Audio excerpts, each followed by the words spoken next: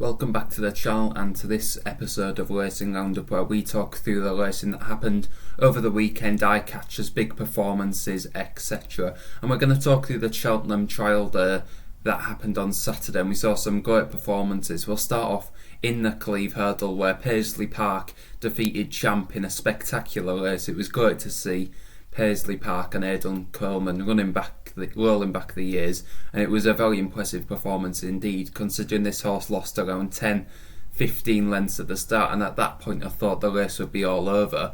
But Aidan Coleman bided his time. He was outpaced again. He does usually hit a flat spot, this horse, but then stayed on coming into the home straight and powered past Champ, who probably was definitely expected to when he was sent off around 1-2, but did disappoint. He saw off McFabulous in the home straight. He disappointed as well, but Champ was barely moving compared to Paisley Park in the closing stages. Talking about the staying division in general, I think is blowing it wide open. I don't think anyone would think that Paisley Park could be winning the Stays Hurdle 2 weeks ago after a few poor performances and behind Champ a long way at Ascot, but actually he's shown a lot of improvement. We know he does it around the course very well, so he could just be a player in the Stays Hurdle now. We've also seen Classical Dream and Champ get beat, who were two favourites at one point in the past week, and they've both been disappointing. They're both on very flat, especially Classical Dream. I thought he would win comfortably over an island, but I think he finished fourth in the end, beaten a long way. It now opens the door for horses like Flooring Potter and maybe a few others who you wouldn't think could be winning the Stays Hurdle, but it's definitely a very open race, and if you can pick the winner at this point, you'll be literally rewarded. Moving on to the Triumph trial, and that was probably the performance of the meeting in Pied Piper. He won on the bridle by 9 lengths in the end. Davy Russell didn't have to move a muscle against some very exciting horses in behind as well, but a few bubbles were definitely bursting behind because this horse was just a step above. He rocketed up the Triumph betting, and I think if he does turn up in that, he is owned by the same owners as Phil Daw, so I'm not sure if they will try split them up. There was talk about Pied Piper even going for the Supreme, which would be interesting, but this horse was very exciting and stepped forward a lot since beating Vauban, and I'm very excited to see how Vauban gets on over in the Spring Hurdle in Ireland on Saturday, because if he improves as much as Pied Piper, then we're in for a special rematch, hopefully, in the Triumph Hurdle. I think Vauban, I've tipped him up at 16-1. I'm hoping that he can improve, and I think he might be favourite for the Triumph Hurdle by the end of the week.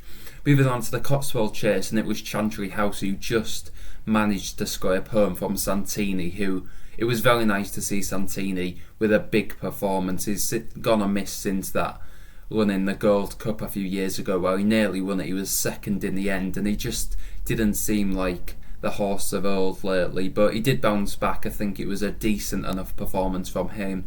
As for Chantry House, I wasn't that impressed. I mean, he managed to win by 2 lengths in the end, but he was very tired horse come the end of the race, and he was shortened for the Gold Cup into around 14-1 from 16-1, and for me personally, I cannot have him at all in the Gold Cup after his performance in the King George. That wasn't good. His performance today wasn't that good either. I mean, Nicky Henderson and JP McManus is good connections, but I simply don't think that this horse will be getting anywhere near a Gold Cup. I don't even think he'll be able to complete the 3-mile 2-furlong trip. Over at Doncaster, we saw third time Lucky, who was very impressive. He disappointed behind Edwardstone the time before. He was given some time off the track, and he really did bounce back. Even though For Pleasure did fall, I think Harry Skelton was absolutely cruising and could have won by anything in hand at the end. So it's exciting to see him bounce back to form after being so impressive early on in the season. He went amiss since then at Sandown, but he did bounce back in style, and it'll be exciting to see where he goes in the future. He definitely does have a big career over fences. And over at Fairyhouse, just to finish off, it was Allegory Devassi who cemented her claims for the Mares Novice Hurdle, won by 3 lengths in the end, beating Brandy Love in second, who didn't really jump a hurdle at all and still managed to finish second, was running all over the place in the home straight as well. So if Brandy Love can learn to jump, settle before running in the Mares Novice Hurdle or wherever she goes in the future, she might just be a very exciting horse. So that rounds up today's video talking through the Cheltenham trial. For me, the performance of the meeting was Pied Piper,